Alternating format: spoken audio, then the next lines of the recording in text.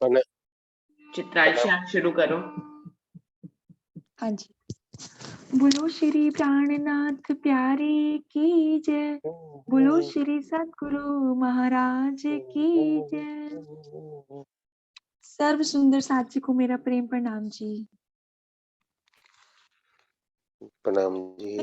नैना खोले तो दीदार हो जाए, रूह नैना खोले तो दीदार हो जाए, पिया चरणों में तेरे सब साथ जग जाए, पिया चरणों में तेरे सब साथ जग जाए, रूह नैना खोले तो दीदार हो जाए, रूह नैना खोले तो दीदार हो जाए, पिया चरणों में तेरे सब साथ जग जाए, पिया चरणों में तेरे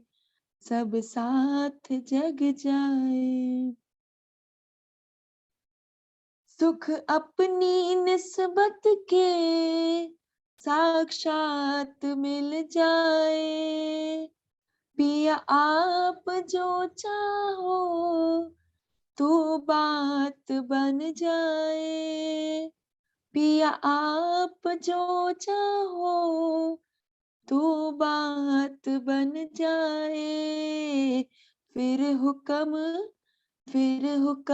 इल्म को छोड़ तेरा इश्क मिल जाए, फिर हुक्म इल्म को छोड़ तेरा इश्क मिल जाए, रूह नैना खोले तो दीदार हो जाए, पिया चरणों में तेरे सब साथ जग जाए, जब फैल हाल तेरे रूहों को मिल जाए, तेरी वाहिदत में जो एक है वो एक हो जाए, तेरी वाहिदत में जो एक है वो एक हो जाए, कहनी से जुदा होकर रहनी में आ जाए, कहनी से जुदा होकर रहनी में आ जाए, रूह नैना खोले तो दीदार हो जाए, पिया चरणों में तेरे सब साथ जग जाए,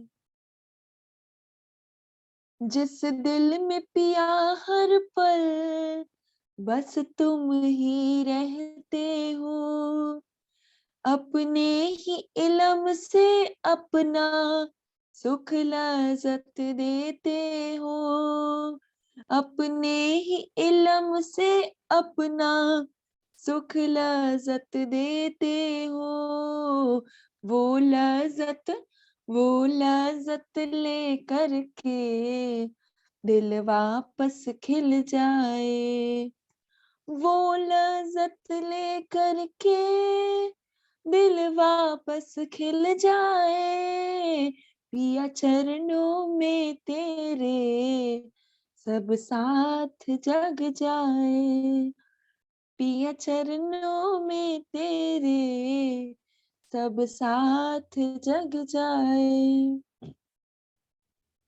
बस पाँव पलक का ही ये खेल दिखाया है, बस पाँव पलक का ही ये खेल दिखाया है, अपने ही इल्म से तुमने हमको समझाया है, अपने ही इल्म से तो तुमने समझाया है। वो पल वो घड़ी साइत पिया अब तो हट जाए। रूह नैना खोले तो दीदार हो जाए। पिया चरणों में तेरे सब साथ जग जाए।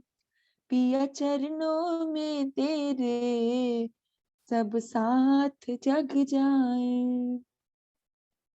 जब रूबरू तेरी रूहें होवेंगी। जब रूबरू तेरी रूहें होवेंगी।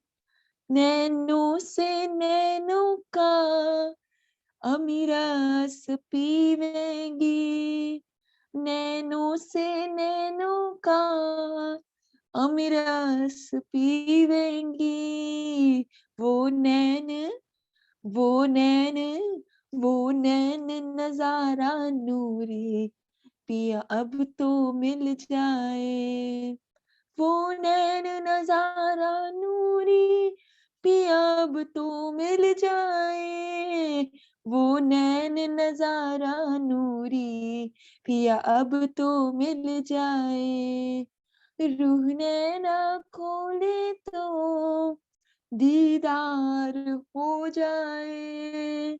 रूह नैना खोले तो दीदार हो जाए। पिया चरणों में तेरे सब साथ जग जाए।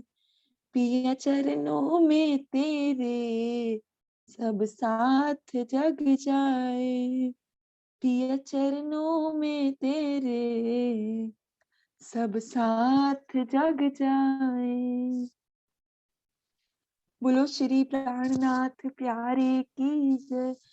बोलो श्री सद्गुरु महाराज की जय।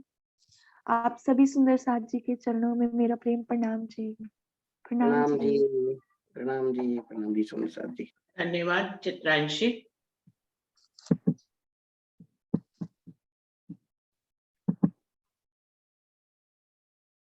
शुरू करते हैं। सभी सुंदर साथ जी को प्रणाम। शुरू करते हैं सुंदर साथ जी। प्रथम लागू दुई चरण को धनिये न छुड़ाइयो खीन। लाख तली न लेड़िया मेरे जीव के ही जीवन। इन पाँव तले पड़ी रहूं धनी नजर खोलो बातून। पलना वालू निरखु नेत्रे मेरे जीव के ही जीवन। मेरे जीव के ही जीवन। चर्चा प्रारंभ होत है सुनो साथ चित दे। भजो राज श्यामा श्री प्राणनाथ सखी जीवन हमारोए। श्री महामति कहे साथ जी भया चर्चा का वखत। अब तुम सुनियो चित दे लाल आगे आए बैठे इन तखत। लाल आगे आए बैठे इन तखत। बोलिए श्री प्राणनाथ प्यारे की जय। बोलिए श्री सद्गुरु महाराज की जय।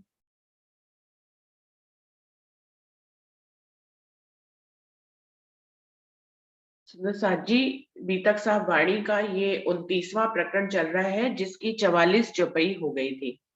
प्रसंग चल रहा था कि शिवजी साहिब जी जब जागनी कर कर बिहारी जी को पत्र लिखते हैं तो सब सुंदर साथ जो है इकट्ठे होते हैं नलिये में। वहां पे बिहारी जी भी आते हैं और भी सुंदर साथ आते हैं। धारा भाई का भी प्रसंग होता है जिनकी अर्जी बीच बीच में शिवजी साहिब जी करेंगे। अभी यहाँ पर सब इकट्ठे हो जाते हैं और धारा भाई बिहारी जी के पहुंचने की जो है बधाई शिवजी साहिब जी को सबसे पहले देते हैं, तो शिवजी साहिब जी खुश होकर उसको बख्शीश देने लगते हैं और वो कहते हैं कि नहीं, बख्शीश के रूप में मुझे आप धर्म में शामिल करें जो मेरे परिवार और मुझे निष्कासित किया हुआ है। तो शिवजी साहिब जी कहते हैं कि बिल्कुल सही है, मैं इसकी बात बिहारी जी से करूंगा। तो इस तरह से सब इकट्ठे यहाँ पर हो जाते हैं। एक ठौर मांग लई नलिये के कामदार पास, थी उनसे न्यात की हुज्जत तिन सगाई जानी खास। नलिये में एक काम, वहां के जो कामदार है उनसे एक हवेली मांग लेते हैं, उनके साथ उनकी पहले से ही जो है एक अपने ही जाति की एक जान पहचान थी और इसी दावे से उनसे जो है वो एक हवेली ले लेते हैं। उन हवेली में उतरे सात सबे एक ठौर, बिहारी जी की खिजमत सब करने लगे जोर। वहीं पर हवेली में सब रहने लग जाते हैं और बिहारी जी की सभी सुंदर साथ जो है आप खिजमत मतलब जो है उनकी सेवा करने लग जाते हैं। अपनी जो बीतक शिरजी साहिब जी लगे कहने, बिहारी जी सारी सुनी हंसने लगे मिनो मिने। इस प्रकार यहाँ पर शिरजी साहिब जी अपनी जागनी की सारी बीतक शिरजी साहिब बिहारी जी को बताते हैं। बिहारी जी सब सुनते हैं और दोनों आपस में बड़े ही आनंद मंगल में मुस्कुराते हैं और हंसने लग जाते हैं। सब साथ एक ठौर है, सुन चर्चा पाया सुख, सब शोक दिल के गए जो देखे माया दुख। सब सुंदर साथ एक ठिकाने पर बैठे हुए हैं, चर्चा वानी शुरू हो जाती है और सबके दिलों के जो है दुख और दर्द जो माया में आकर वो देख रहे हैं वो चर्चा सुनकर खत्म होने लग जाते हैं। सुंदर साथ यही होता है हमारे साथ भी कि अगर हम चर्चा वाणी और वाणी के साथ पर्सनली जुड़े ना, तो माया के दुख तो आने ही आने हैं, वो हमें बड़े लगने लग जाते हैं। जैसे जैसे हम चर्चा के साथ जुड़ते हैं या राज्य की वाणी के साथ जुड़ते हैं तो वो दुखों का हमें मतलब समझ में आने लग जाता है, तो वो दुख हम दृष्टा बनकर उस समय को निकाल लेते हैं, वरना उन दुखों को हम अपने ऊपर लेकर जो है हमेशा दुखी रहते हैं। लेकिन जब दुख तो आएगा ही आएगा, दुख के साथ एक दूरी कायम कर लेते हैं, यानी कि उसको देखने लग जाते हैं दृष्टा बनकर, तो दुख का समय जल्दी ही कट जाता है। उत्सव रसोई होने लगी, हुआ अंग उमंग, सब साथ है इकट्ठो अंग नमाए उमंग।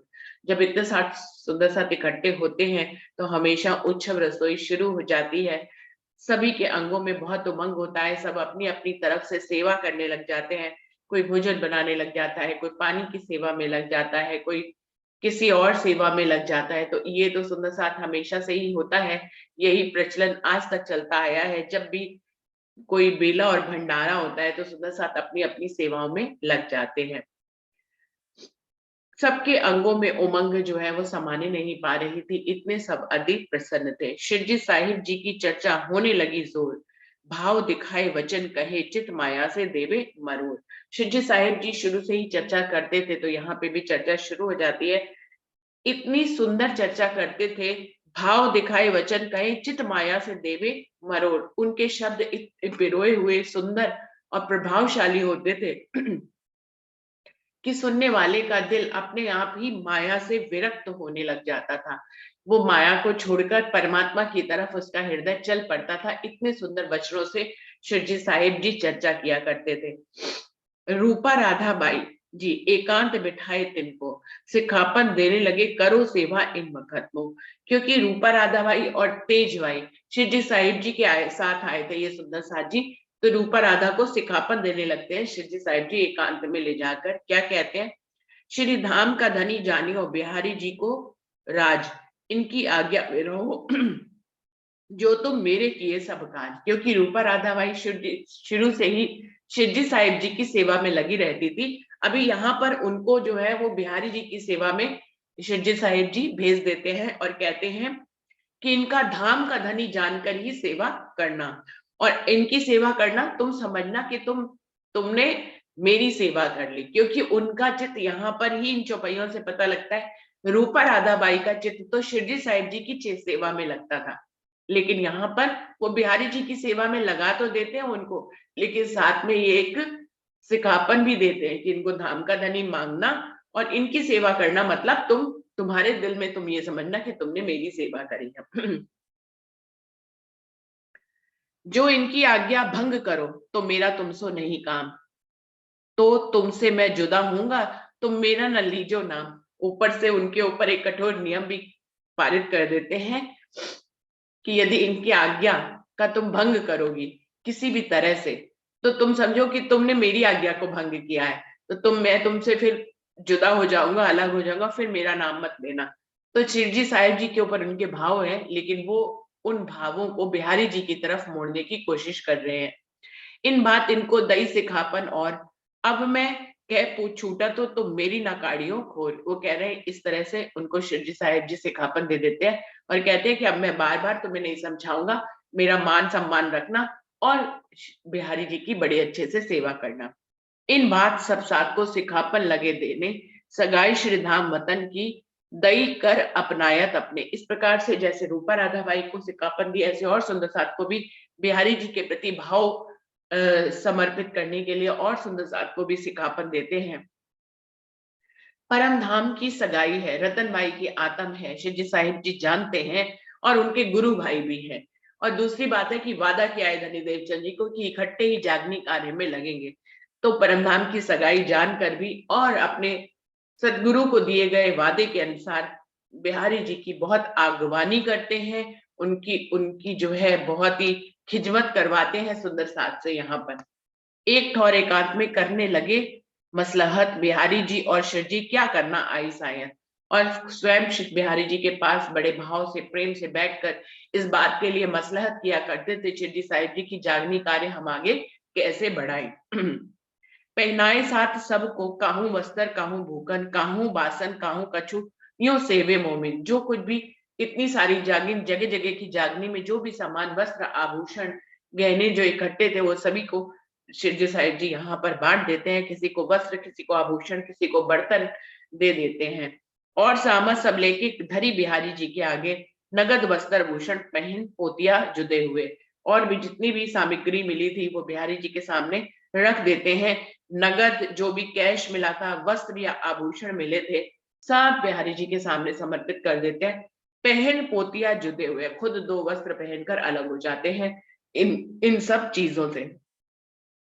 श्री बाई जी के भूषण और वस्त्र श्रृंगार सो सब आगे रखा, जान के धनी निर्धार। और बाई जी को भी सुंदर साथ जो भी वस्त्र और आभूषण और श्रृंगार की सामग्री उनको समर्पित किया करते थे, बड़े प्रेम से सेवा भाव रखते, वो भी सब बिहारी जी के आगे रख देते हैं। जान के धनी निर्धार, उनको धाम का धनी मानते हुए कि गादी पर वही बैठे हैं, धाम का धनी मानते उनको सब कुछ समर्पित कर देते हैं। आए आगे अरज करी, धारा साथ में साथ दाखिल हुए, इनका हूं मैं ऋणिया, तुम्हारी दई बधाई सोए। फिर जो है सब कुछ देने के बाद उचित समय देख कर शिरजी साहिब जी जो है धारा भाई की बात चलाते हैं कि धारा भाई को सुंदर साथ में शामिल कर लीजिए, क्योंकि आप जब यहाँ पर आए थे तो आपकी बधाई लेकर सबसे पहले धारा भाई मेरे पास आए थे, तो मैं उनका ऋणी हूं, मुझे उनका ये कर्ज उतारना है, उनको सुंदर साथ में शामिल कर लीजिए। मैं इनसे वचन हारिया, मोको दई बधाई जब तुम, जीव निछावर इन पर करो तो आवे न पटंतर हम। शिरजी साहिब जी कहते हैं मैं इनसे वचन हार गया, मैं इनको बख्शिश देना चाहता था, इन्होंने कहा कि मेरी बख्शिश तो यही है कि आप मुझे धर्म में शामिल कर लीजिए। तो शिरजी साहिब जी कह रहे हैं मैंने उनको हाँ कर दी थी, तो मैं उनसे वचन हार गया हूँ, अब ये काम मुझे करना है। आपके आने की बधाई उन्होंने मुझे दी है, तो मैं उनके ऊपर तो अपना जीव भी निछावर कर दूं तो कम है, इसके बराबर मैं उनको नहीं ला पाता, आप उनको धर्म में शामिल कर लीजिए। इस वास्ते इनको ले साथ में, तुम इतनी अरज करत है, इन तुम्हारे चरणों सौंपी आता। बिहारी जी से कहते हैं आप इनको सुंदर साथ में शामिल कर लीजिए, ये बहुत अर्जी कर रहे हैं ये और इनके परिवार के सदस्य। दूसरी बात है ये है वो आपके चरणों पे समर्पित है, जो आपके चरणों पे समर्पित है उसे तो आपको धर्म में शामिल कर ही लेना चाहिए। तब बिहारी जी ने क्या, ए अरज न सुने हम, ये अर्ज कबू ना करियो जिन फेरो मेरा हुक्म। बिहारी जी जवाब में देते हैं कि ये अर्ज मैं आपकी नहीं सुनूंगा, और इस अर्ज को पहले ही कह देते कि इस अर्ज को दोबारा कभी मत कहना, मैंने जो हुक्म पारित कर दिया है उसको आप भंग मत करिए। बहुत खींच के गया, इन्हें करो ना दाखिल साथ, इनका दुख मोई बहुत है, या के कबू ना पकड़ो हाथ। बिहारी जी कहते हैं बहुत ही खींच के कहते हैं इन्हें तो मैं धर्म में कभी भी शामिल नहीं करूंगा, इनका तो मुझे बहुत ही दुख है जो ये इन्होंने यहाँ पर करनी करके दिखाई कि मेरे अंदर आवेश आ रहा है, मेरे अंदर राज्य के दर्शन हो रहे हैं, इस तरह की बातों से मुझे बहुत ही दुख पहुंचा है, या कि कबू न पकड़ो हाथ, इनके तो मैं कभी हाथ पकड़ ही नहीं सकता। बिहारी जी इतना कटु उत्तर दे देते हैं। तब शिरडी साहिब जी ने दिन 2-4 बीच डार फिर अरज विनती करी, तो इनका करो विचार। शिरडी साहिब जी उस समय तो शांत हो जाते हैं, वो सोचते हैं अभी गुस्से में है इसलिए ऐसा कह रहे हैं। 2-4 दिन बीच में बात को नहीं छेड़ते। 2-4 दिन के बाद फिर धाराभाई की बात के लिए अर्जी करते हैं इनको कि आप उनको धर्म में शामिल कर लीजिए। क्या गुनाह है इनका, और जो बाइयां दोए काड़ी, इन्हें कौन गुनाह से साथ से बाहिर सोए। पहली बात तो ये है कि इसमें क्या गुनाह है इनका, धाराभाई का, और उनके साथ जो उनके परिवार की 2 बाइयां हैं, सदस्य हैं, उन्होंने क्या जुल्म किया है। उनको तो उनका तो कोई गुनाह भी नहीं है, तो सबको आपको शामिल कर लेना चाहिए। कहीं गुनाह किया धारे ने, बदले और के क्यों निकालो इस्लाम। ये तो जुल्म होत है, सब दुख पावत इस ठाम। शिरडी साहिब जी कहते हैं अगर आपके शब्दों के अनुसार धाराभाई ने कोई गुनाह किया भी है, तो उनके जो परिवार के सदस्य हैं उन्होंने क्या गुनाह किया है। उनके बदले में किसी और के बदले में किसी और को जुल्म देना, ये बात ठीक नहीं है। इससे सुंदर साथ के को बहुत दुख मिल रहा है। आप इस बात की जिद मत करें और उन्हें धर्म में शामिल कर लें। तब बिहारी जी ने कहा मैं तुम्हें बजे तब, तुम फिर उनकी अरज करत हो मिल सब। तब बिहारी जी कहते हैं कि मैंने तो आपको पहले ही मना कर दिया था कि मैं उनको धर्म में शामिल नहीं करूंगा। आप बार बार उनकी अर्जी क्यों करते हैं मेरे सामने कि उनको शामिल करो। मुझे उनको शामिल नहीं करना है, यही मेरा आखिरी हुक्म है। मैं तो कबहू ना मान हूं वास्ते उनके, जो लाख बेर मोसो कहो तो मेरा जवाब एक है। तब बिहारी जी कहते हैं आप एक बार क्या 100 बार या 1000 बार भी उनकी विनती हमारे सामने लाख बार भी करेंगे, मेरा जवाब हमेशा एक ही होगा कि धाराभाई और उनके परिवार को धर्म में शामिल नहीं करेंगे। तब शिरडी साहिब जी सो सब साथ लगे कहने, तबियत तो तुम जानत क्यों न डरो वास्ते अपने। तब और सुंदर साथ शिरडी साहिब जी से कहते हैं अरे आप क्यों बार बार उनकी अर्जी कर रहे हैं। आप इनकी बिहारी जी की का स्वभाव तो जानते ही, अगर गुस्सा आ गया तो कहो आपको ही परम धाम से निकाल दे। तो इसलिए अपने वास्ते आप डरो, खुद को कम से कम परम धाम में रखो। तो सुंदर साथी, ये अज्ञान का ही अंधेरा है कि कौन निकालेगा परम धाम से और कौन परम धाम ले जाएगा। लेकिन सुंदर साथ जो है जारी रूप से उनको इसी ढंग से समझाते हैं कि आप अपनी फिक्र करो, धाराभाई की तो फिर फिक्र हम लोग बाद में कर लेंगे, अभी आप खुद को संभाल के रखो। और रूपा बाई का न लगे चित सेवा में, वहां से शिरजी के सक बढ़ चली दिन से। और रूपाबाई का तो बिल्कुल बिहारी जी की सेवा में मन ही नहीं लग रहा था, जबकि शिरजी साहिब जी ने उनको इतनी कठोरता से कह रखा था कि तुमको तो इनकी सेवा करनी करनी है। लेकिन रूपाबाई का दिल नहीं लग रहा था। इन सब प्रसंगों से उनके दिल पे असर पड़ रहा था कि बिहारी जी को धाम का धनी कैसे माने। वहां से शिरजी के सक बढ़ चली दिन से, शिरजी साहिब जी को भी यही यहाँ से उनके ऊपर संशय होने लग जाता है बिहारी जी के स्वभाव के ऊपर, कि अपने आप को धाम का धनी कहते हैं, लेकिन देखिए स्वभाव तो है कि सुंदर साथ को धाम के धनी तो क्या करते हैं, वो तो अपनी रूहों को सिर्फ सुख देना ही उनका एक ही काम है। परम धाम में तो कोई काम ही नहीं है, सिर्फ प्रेम की लीला होती है। वो भी धनी के ही दिल से मार्फत से सारी लीला प्रेम की सारे सुंदर साथ को होती है। कभी भी किसी को दुखी नहीं पहुंचाते।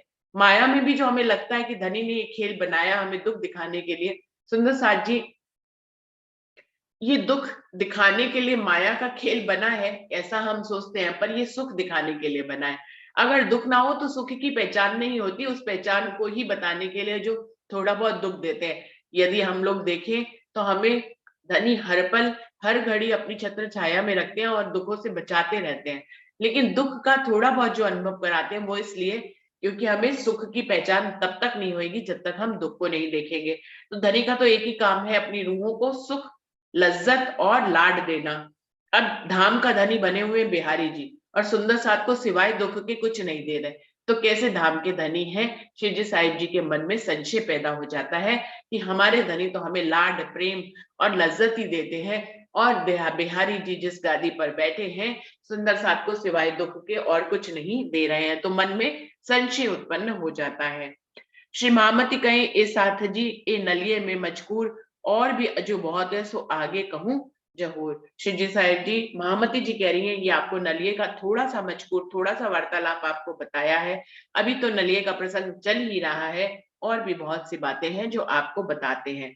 तो प्रकरण यहाँ पर 29वां प्रकरण 1317 चौपाई यहाँ पर पूरा होती है। देख नूर चर्चा रोशनी भई बिहारी जी को दिल सक, ए तहकीक मसनद मेरी लेगा ए बात बड़ी मुजदर। शिव जी साहिब जी जब अपनी चर्चा करते हैं, परम धाम की बातें बताते हैं, ब्रजराज की बातें बताते हैं, तो पहला ही चौपाई आ गई थी कि सबके माया की तरफ से चित्त को मोड़कर परमात्मा में उनके चित्त को लगा देते थे। इतनी प्रभावशाली शब्दों से वो चर्चावानी करते थे। उनकी ऐसी नूर भरी चर्चा की रोशनी को देखकर बिहारी जी को दिल में ये संशय हो जाता है कि निश्चय ही एक दिन अगर ये इसी तरह से चर्चावानी करते रहे तो एक दिन ये मेरी गद्दी हथिया लेंगे। ये बहुत ही बात हो जाएगी अगर ये इनकी चर्चा को रोका नहीं गया तो। फेर के बैठे मसलत करने जाएगा एकांत एक ठौर, अब क्या करना हमको, चलो ढूंढ काढ़िए साथों। फिर एक दिन शिव जी साहिब जी और बिहारी जी आपस में मसलहत करते हैं कि हमें जागनी कार्य के लिए क्या करना चाहिए। तो शिव जी साहिब जी कहते हैं कि हमको क्या करना है, चलो हम लोग घर से बाहर निकलकर अपने अपने मुख्य स्थान से निकलकर बाहर बाहर हर देश और प्रदेश में जाकर सुंदर साथ को जगाएं। तब श्री बिहारी जी ने क्या, मैं यह नहीं ए रहा नहीं इस्लाम जो आपन माया को छोड़ के कीजिए विरक्त का काम। तो जवाब में बिहारी जी कर्म को भी प्रधानता नहीं देते, कर्मनिष्ठ भी नहीं थे। अपने नौतनपुरी को छोड़कर सुंदर साथ को जगाने के लिए जैसे श्री साहिब जी अलग अलग शहरों में जा रहे हैं, ऐसे बिहारी जी नहीं जाते। वो अपने नौतनपुरी में ही बैठे हुए सिर्फ चर्चावानी करते हैं, बस इससे ज्यादा वो कोई काम नहीं करते। तो बिहारी जी आगे से क्या कहते, ए राह नहीं इस्लाम, ये हमारे धर्म की राह नहीं है जो आपन माया को छोड़ के कीजिए विरक्त का काम। हमें घर परिवार छोड़कर विरक्त होकर माया को छोड़कर विरक्त नहीं हमें होना है। धनी देवचंद जी का उदाहरण देते कि धनी देवचंद जी ने भी विवाह किया था, उनके भी 2 बच्चे थे, तो परिवार को छोड़ के कहां वो दूसरों को जगाने के लिए गए। तो अपने पिता की जिन बातों को वो उदाहरण के रूप में देते थे धनी देवचंद जी के, बिल्कुल उचित नहीं थी। धनी देवचंद जी तो बिल्कुल माया में थे ही नहीं, उनके पिता ने उनकी जबरदस्ती शादी कराई थी। और दूसरी बात ये थी कि उनको बाहर निकलने का इसलिए धनी ने हुक्म नहीं दिया था क्योंकि जब उनके अंदर उनको श्याम जी के मंदिर में दर्शन दिया था तो धनी देवचंद जी ने कहा था कि वो साथ कहाँ है जिनको मुझे आप कह रहे हो कि मैं परमधाम की श्यामा मना ली हूँ, सुंदर साथ को जगा कर मुझे परमधाम उनको वापस लेकर चलना है, तो वो सुंदर साथ कहाँ है, मैं उनको कहाँ ढूंढूंगा। तो उनको धनी ने कहा था कि तुमको कहीं पे भी नहीं जाना है, उन 7 को मैं स्वयं ही तुम्हारे पास ले आऊंगा। तो 313 वासनाएं और भी जो सुंदर साथ जागृत हुए थे वो सब धनी ने ही उनकी तरफ भेजे थे। तो उस समय का हुक्म ही यही था कि उन्होंने कहा था, पहली बार तारतम की बात हो रही थी, पहली बार अक्षर की पूर्ण पारब्रह्म की बात हो रही थी, तो ऐसे में धनी वहीं पर विराजमान हो गए और सुंदर साथ को वहां पर स्वयं ही भेजा करते थे। तो लेकिन इसका मतलब ये नहीं है कि आगे जो भी काम करेंगे वो एक ही जगह पर बैठकर काम करेंगे, जागने का कार्य जगह जगह जाकर ही होता है, ऐसा पूरी बीतक में शिव जी साहिब जी ने जाहिर कर दिया है। जो इत हलार देश में रह न सको तुम तो करो चाकरी कच्छ में ए सुकन मानो हुक्म। और ऊपर से शिव जी साहिब जी के भी लिए ये हुक्म पारित करते हैं बिहारी जी, यदि तुम हलार देश में नहीं रह पा रहे हो तो तुम कच्छ जाकर वहां पर फिर से नौकरी ज्वाइन कर लो, दोबारा से नौकरी ले लो और मेरे इस हुक्म को तुम मानो। तब शिव जी साहिब जी क्या उत्तर देते हैं, तब शिव जी ये कया मोको श्री देवचंद जी दई निध तिनसे मेरे दिल में आई वतन की जागृत बुद्ध।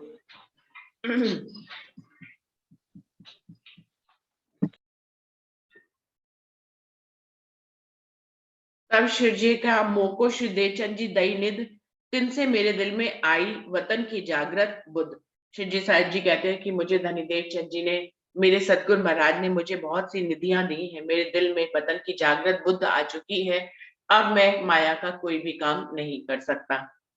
तिनसे ऐसे राजाओं को जब देवे प्रबोध हम सो सेवा तुम्हारी करे चले तुम्हारे हुक्म। शिव जी साहिब जी कहते हैं इन राजाओं के सामने मुझे झुकने की तो बिल्कुल भी जरूरत नहीं है।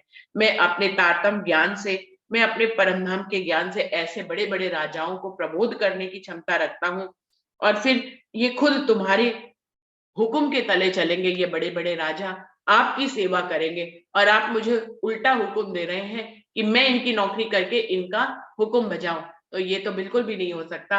मैं तो अब बिल्कुल उनको जगा सकता हूं लेकिन उनकी नौकरी नहीं कर सकता। अब तो हम माया को क्यों पकड़े ना है, रद्द किए 14 तबक, हम क्यों काम करें सो जाएं। शिवजी साहिब जी कहते हैं हमने तो माया को बहुत पहले ही छोड़ दिया और अब हम उसको दोबारा नहीं पकड़ते।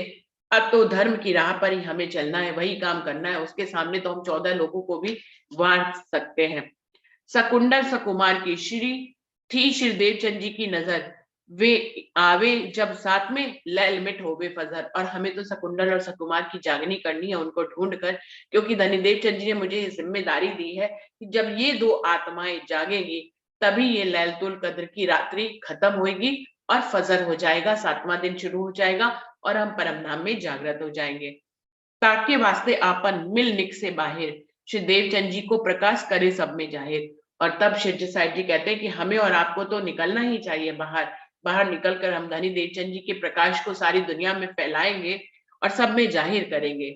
यह तो इष्ट फिरके चले, किया मूल बिना विस्तार, अपनी अखंड वस्तु श्री धाम की खड़े सिर पर धनी निर्धार। और ऊपर से जिनको कोई खास ज्ञान भी नहीं है, जिनकी पहुंच भी कहीं परमात्मा तक नहीं है, वो बिना मूल के ही इतना विस्तार करते फिरते हैं, देश विदेश में सब जगह उनके मंदिर बने हुए हैं और वो चर्चा वाणी करते हैं और हम लोग पीछे रह जाते हैं। अपनी अखंड वस्तु श्रीधाम की, हमारे पास सर्वोपरि ज्ञान है, हमारे पास अखंड की सर्वोपरि वस्तु है और धनी हमारे हर पल हर घड़ी हमारे सिर पर मेहरबान बन के खड़े हुए हैं, फिर भी हम उनके ज्ञान को ना फैलाएं, फिर भी हम जो है जागनी ना करें, तो हमारे यहाँ पे आने का फायदा ही क्या इस खेल को देखने का। तो ये सारे जवाब शिवजी साहिब जी बिहारी जी को कहते हैं कि हम लोग इतना अनमोल धन लेकर भी जागनी कार्य के लिए बाहर नहीं निकलना चाहते, तो यह हमारी आलस्य है हमारे अंदर, हम कुछ करना ही नहीं चाहते हैं। और हमें जब पता है कि सफलता हमें मिलेगी मिलेगी, क्योंकि धनी हर पल हर घड़ी हमारे सिर पर मेहरबान होकर खड़े हैं, तो हमें क्या सोचना है, हमें तो जागनी कार्य के लिए बाहर निकल ही जाना है। सो विस्तार क्यों ना करे, जाको मूल है हक, चाहिए सीधा लीला परवरदिगार होए ब्रह्मांड पर बुझलक। शिव जी साहिब जी कह रही हैं सब हमारे पास इतना, जब हमारे हक ही हमारे हर लीला के मूल में जड़ में हक है, अक्षरति पूर्ण पारब्रह्म है, तो उनकी लीला का हमें विस्तार करना ही चाहिए। उनकी लीला पूरे ब्रह्मांडों में बड़े ही प्रभावशाली ढंग से हमें जाहिर कर देनी चाहिए। चाहे लीला परवरदिगार दो होए ब्रह्मांडों पर बुजरक, सबसे बुजरक हमारी लीला जाहिर हो जानी चाहिए, जबकि हम सबसे पीछे दिखाई देते हैं। सुंदर साथ जी आज भी इतने वर्ष व्यतीत हो गए, शिव जी साहिब जी यहाँ पर ये संदेश दे रहे हैं, आज भी और भी बहुत से धर्म संप्रदायों से हम पीछे हैं। सिखों ने पता नहीं कहाँ कहाँ देश विदेशों में मंदिर बना रखे हैं, जो ब्रह्म कुमारीज हैं उनके जगह जगह आश्रम और मंदिर बने हुए हैं। सुंदर साथ जी वो कितने सब जगह छाए रहते हैं, कितनी चर्चा वाली वो लोग करते हैं, लोगों के दिलों को वो अपने जो है ज्ञान से भर रहे हैं। और हम जो अक्षरति पूर्ण पार ब्रह्म का ज्ञान हमारे पास है, हम कहते हैं हमारे पास सबसे सर्वोपरि ज्ञान है, ब्रह्मांड का जो मुकुट कहना चाहिए वो तारतम वाणी हमारे पास है, और हम विस्तार करने में पीछे रह जाते हैं। ये सबसे बड़ी कमी है हमारे धर्म और संप्रदाय में। शिव जी साहिब जी कह रहे हैं इतना ऊंचा ज्ञान होने पर हमें उसे फैलाना ही चाहिए। और तुम दिल में कछुक संकोच न राखो लगार, हम तुम्हें बैठावे अटारी पर, तले हम रहे खबरदार। और बिहारी जी की भावना को समझ जाते हैं कि ये काम नहीं करना चाहते हैं, तो उनको कह रहे हैं कि आप फिक्र मत करो, आप सिर्फ अटारी पे बैठना, हम सबको जागृत करके आपके पास भेजते रहेंगे। चर्चा सबसे हम करें, सबको देवे जवाब, जब श्री धाम के जो होए तो इत आवे दे लेने सबाब। सबसे चर्चा हम करेंगे, सब राजाओं से, सब सुंदर से चर्चा हम करेंगे, सबको जवाब जो उनके प्रश्नों के होंगे वो हम देंगे, और जब वो परम धाम के काबिल हो जाएंगे तो हम उनको आपके चरणों में प्रणाम करने के लिए भेजेंगे, आप हमारे धाम के धनी हो। ताको पठाऊं तुम पे आवे करन दीदार, तुमको यों कर फिर वही जान के धनी निर्धार। और उनको आप तक मैं भेज दूंगा, वो आपका दीदार करने के लिए आएंगे और सब आपकी सेवा बिल्कुल ऐसे ही करेंगे जैसे आप धाम के धनी हो। तो सुंदर साथ जी हर चौपाई में ऐसा आ रहा है कि वो इस बात को कह रहे हैं कि वो आपको धाम का धनी जान लेंगे। तो ये बात होती है कि जो धाम का धनी होता है उसको जानना क्या होता है, वो तो धाम के धनी होते ही है। तो बिहारी जी को बार बार वो कह रहे हैं कि आप अटारी पे बैठिए, मैं सब सुंदर साथ को जागृत करके आपके पास बैठूंगा और वो आपको धाम का धनी जानेंगे। तो उनको पहचान करा रहे हैं धनीदेव चंद जी के पुत्र को, बिहारी जी को धाम का धनी शिवजी साहिब जी, जबकि उनको मालूम है कि वो धाम के धनी उनके अंदर विराजमान है। लेकिन यहाँ पर वो लोक मर्यादा के अनुसार, बालबाई जी के अनुसार और भी सुंदर साथ जो कि गादी को महत्व देते थे, अभी वो गादी से बनकर उन्हीं के अनुसार की बादशाह बोल रहे हैं। आगे सुंदर साथ जी, शिवजी साहिब जी बीड़ा उठा लेंगे जब वो अपने अंदर बैठे धामधनी की पहचान कराएंगे। अभी उन्होंने इस मर्यादा को तोड़ा नहीं है, गुरु पुत्र से प्रेम की मर्यादा को अभी तोड़ा नहीं है। लेकिन जब कोई अपनी सीमाओं को पार कर जाता है तो हमें भी अपना एक्शन लेना पड़ता है। तो यहाँ पर हम देखें कि शिवजी साहिब जी कितनी विनम्रता से बिहारी जी को धाम का धनी खुद भी कह रहे हैं और सुंदर साथ को भी उनकी सेवा में हाजिर कर रहे हैं। अभी तक देखा जाए तो ये एक गलत रहा है, मतलब गादी के ऊपर। और दूसरी बात है कि सुंदर साथ जो उस पे यकीन करता था, सिर्फ उन्हीं के ही प्रभाव में इस तरह की बात नहीं है। शिवजी साहिब जी ने बिहारी धनी देवचंद जी को जो वादा किया है उसको निभाने के खातिर, उस वचन को की मर्यादा रखने के खातिर वो बिहारी जी के लिए इतना सम्मान करते हैं। लेकिन दिल में संशय उत्पन्न हो रहा है उनके स्वभाव के कारण। जब लेकिन सीमा रेखा पार हो जाएगी तो शिवजी साहिब जी भी एक्शन लेंगे और स्वयं को अपनी पहचान कराएंगे, लेकिन अभी नहीं करा रहे हैं। अभी सबको धाम का धनी बिहारी जी को ही बता रहे हैं। प्रेम वंश, मर्यादा वंश और अपनी कोमल हृदय के कारण वो बिहारी जी को चोट नहीं पहुंचाना चाहते हैं। वो बिहारी जी को के दिल को जो है दुख से नहीं भरना चाहते, क्योंकि उनको उनके दिल का भाव मालूम है कि अगर मैं उनको धाम का धनी नहीं कहूंगा तो उनको शिवजी साहिब जी को यकीन है, क्योंकि वाणी उतर चुकी है हफ्सा में जिसमें लिखा है कि मैं तो अपना धनी ले ही लूंगी तुमसे। तो धनी अपने को अगर वो धाम का धनी बता देंगे तो कोई भी बिहारी जी को प्रणाम नहीं करेगा। तो इसलिए प्रेम वंश मर्यादा का पालन करते हुए शिवजी साहिब जी उनको ही धाम का धनी कह रहे हैं। सुंदर साथ जी यहाँ पर समय समाप्त हो रहा है, चौपाई को दोहराते हैं। ताको पठाऊं तुम पे आवे करन दीदार, तुमको यूं कर से वही जान के धनी निर्धार, जान के धनी निर्धार। बोलिए श्री प्राणनाथ